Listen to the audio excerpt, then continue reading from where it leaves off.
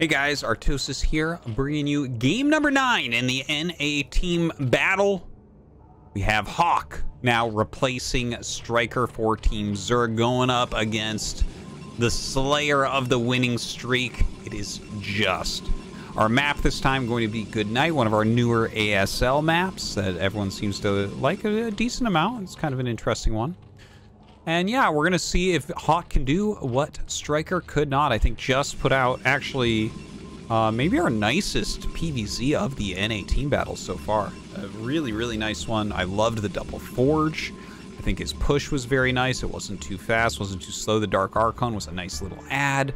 Definitely a very fun game. If you haven't seen it yet, I suggest you go and check it out. So far, I think the NA team battle has definitely been delivering. The games have been getting better. A couple of the early ones, a little bit more one-sided, but as we progressed, it feels like we're getting some high-quality stuff out of there.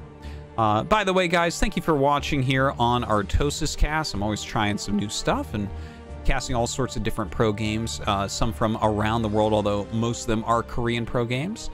Please subscribe and hit that notification button. It really helps me out, and I am working really hard on this channel, and it's something I just want to kind of do forever. I mean, who doesn't need to watch Pro Brood War for the rest of their life? So, Hawk in the bottom right here. He is, I think, such a smart Zerg player. He's going to have definitely a good plan here, and in fact, I think he's amongst non-Korean players, or as we call them, because non-Korean is not actually... No term that we have is really that great for this group of players. The amongst players who are not Koreans that reside within Korea, or as they call us, foreigners, I think that Hawk is probably the most underrated Zerg in the scene. He is, I think he's good enough to basically beat absolutely everybody else. In fact, he's had so many tournament games with like, oh my god, is it going to be a cannon rush? Okay, well, I guess not. As the drone comes down, he cancels immediately. Okay. Well, better to cancel than to do a failed cannon rush. There's pretty much nothing worse than that. Anyways, goes to the main base. But yeah, like I was saying, Hawk, like, he's had so many close games and close series, you know, whether it be BSL, Corrupted Cup, that type of thing, against the absolute best players that get all sorts of recognition because they end up winning tournaments and everything. But I think he's, like, right on the edge where... he is someone that can make those giant upsets and, you know, potentially take home a big trophy eventually in the scene. But let's see what he can do here against Just, right? It's a best of one here on Good Night. And, I mean, like I said, we already saw that really strong game. Looks like Hawk wants to take another natural. So, I mean, this is a pretty popular strategy. It was really popular, like, a few years ago. But I feel like it's gained a little bit of popularity once again. And it's just strong in general on 4-player maps and maps that look like this. And I think it's a lot of the, how do I word it? Like, more strategic Zergs, in a lot of ways, prefer this type of way to play. Like, amongst the Korean pros, Solki and Larva, for instance, really love to take another main's natural as their third hatchery. And what you do is you turtle this position, and you turtle this position. Then you take your 4th here and go hive. And damn, man, you're good to go. Like, that is enough that you can basically get everything you need as Zerg. And a lot of Protosses have a hard time, and they just beat their heads into walls of sunken lurker for days, and it doesn't work out for them. But yeah, I guess I'm not too surprised to see Hawk going for that. Now, just because he's going for this doesn't mean he's not going to do something slightly aggressive. Like, this hatchery is so far away, though, it's hard to imagine something like a Hydralisk bust, right? And of course we can see that there's a layer halfway done, so obviously that's not going to happen. Now, Just is scouting everywhere with his probe. He wants to figure out where this additional hatchery is. He will find it here shortly as he sends it towards the top right. Stargate on the way to get those Corsairs going. And yeah, nothing too out of the ordinary. I guess what I'm looking forward to seeing is, will this turn into one of these very turtled games where Just is trying to break one of these bases? Or is there going to be something like more aggressive earlier on? All right, Citadel coming up. The Overlord, of course, seeing everything that is happening. Probably just wait for that Stargate to finish before getting out of there. But honestly, the Corsair can probably catch him down and get that kill regardless. +1 is on the way here for Just. Another Zealot coming out. Lots of drones being hatched, and you can kind of tell the difference, right? We've watched over the last few days a lot of games from Striker where he would, you know, have like 1 to 2 Zerglings out. Here you see with Hawk a more moderate number, a safer number in a lot of ways, where if Zealots start to run out, he can either threaten the counterattack, he can go surround those Zealots, kill them off, that type of thing. So he isn't quite as high in the drones as you might see a player like Striker, but it's kind of a, you know, you got to feel it out. Every game is different. Every player is different. It's definitely a game where you express yourself, no doubt.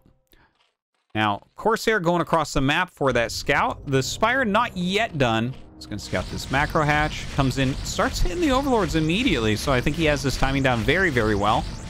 He is going to be able to kill this before there's any Scourge. Spire not yet finished. There we go. Spire finishes up. And 4 Scourge being made, the norm. Oh my god, and look, okay, so he has another macro hatch, but he's actually making one up here right away, which that can be very good, but this is a little bit greedy, right? Let's be honest, that's a little bit greedy, because there are things that can happen, like drops, where when you're sitting on static D, the static D doesn't help against that, right? Like slip a DT in here. Are you going to be able to hold that against Corsair DT? Not likely. Drops units in there, are you gonna be able to hold that? Not as likely. But we see Carapace being upgraded for Hawk, so it seems as if what we'll see from him is Mutalisks, and Mutalisks will solve a lot of those problems I was just talking about right there. Really the ultimate as far as mobility and cleaning up that type of mess that he might run into in the top right. Oh, that Scourge somehow hits. Okay. 3 gates being added on here. More Corsairs still popping out. +1 air attacks, of course, is on the way still. Hydralis Den coming. Are we going to see those mutas that I was just mentioning? Oh, God. Oh, God. Oh, just in the nick of time. The 2 Sunkens pop up, and the DT actually falls. But you can see where the problem could have been, right? If that DT slips up here, kills the egg so an Overlord can't hatch, goes after the hatch, and this is going to take forever to get up there, and the Corsairs can go and help. So yeah, good defense from Hawk. Really great timing on having those Sunkens up, at having an Overlord over there as well. Okay, so Scourge are out and waiting. More static D. Spore coming up. More Zealots being produced. Lots of drones being added. This is a pretty greedy play, right? It's funny because I was talking before about the way that he had like more Lings, which is like a little bit more safety for him early on. And sure, that was the case. But at this point, he's just droning and making static D and getting upgrades. So he's got that plus Carapace for flyers on the way. He's got Spores, Sunks all over the place. Hydralis speed, +1 ranged attack is coming. But does he have enough to hold on against a dedicated attack? Yeah, 2 Sunks in this position is fantastic. 3rd is even better. Maybe some eggs can pop up to block, but he's gonna have to drill his drones here. This is scary. Okay, the drones come out. Needs to drill up. Okay, starts drilling up. Ooh, that is a pretty solid drill right there. But look at this, trying to run around, and he will trap quite a few of these. But some get up here. Two Zealots come up and go after these drones. And, you know, this was a pretty good hold by Hawk, but still, the 2 drones causing some problems. Oh, God! They run all the way back down. I think you had to keep them up here. I mean, 2 Zealots kill a hatchery way faster than 1 Zealot, so definitely a bit of a mistake. Oh, no! Getting caught right now with these Corsairs. A lot of Scourge hits. Mutas with their moving shot. These Corsairs are getting so low right now. Tries to split them off, but I think too many things may have gone wrong here for Just. He has a lot of things going on as far as upgrades go at home. Kadarian Amulet coming up is +1 armor to go with that +1 attack, remaking some Corsairs. But to lose that group of Corsairs, to send in all those Zealots and only do that much damage, this is a bad situation right now for Just. It feels like Hawk is starting to run away with this game a little bit. He's on 4 bases. Is macro going to get out of control? Look at this, double Evos being added. That's how confident he is right now. Zealot's trying to come in here, but of course the Muta is going to be able to hold them back. The drone blocking them a little bit. The Sunken's doing massive, massive, massive amounts of damage. And there's just, he's not getting anything done.